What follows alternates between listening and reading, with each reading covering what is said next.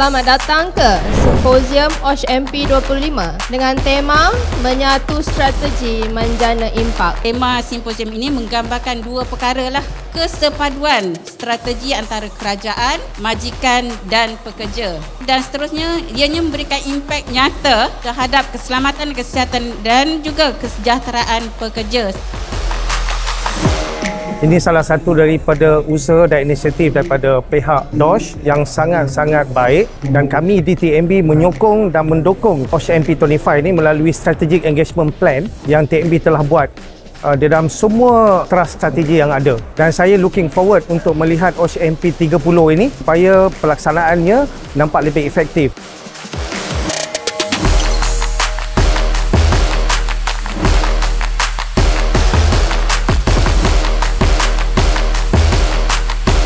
Dengan tema yang dipertengahkan pada hari ini, Menyatu Strategi Menjana Impak, OSH-MP 25 telah berjaya menyumbang kepada ekosistem yang lebih inklusif melalui program-program dan aktiviti-aktiviti berimpak tinggi yang sebagaimana yang ingin ditengahkan dalam penerapan nilai-nilai KKP inklusif, kebersamaan dan komitmen.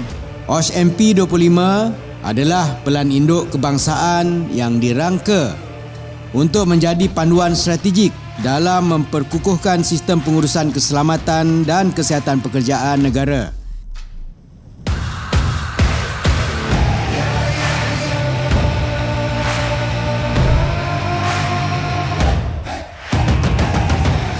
Harapan saya untuk OSH-MP 2030 digitalization, maknanya memperkukuhkan penggunaan data supaya kita boleh tengok effectiveness of the data yang digunakan dan juga program-program yang telah dijalankan daripada inisiatif-inisiatif yang sedia ada. Majikan di tempat kerja implement self-regulation. So tak perlu lagi tunggu lagi pihak DOSH ataupun pihak penguatkuasa untuk compliance. So kita dah boleh jalankan lah.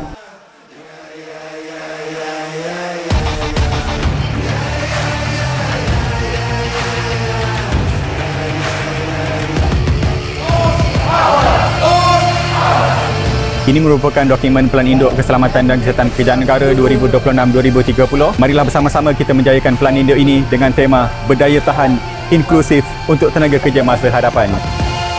Thank you OSH-MP 25, terbaik. Thank you OSH-MP 2035.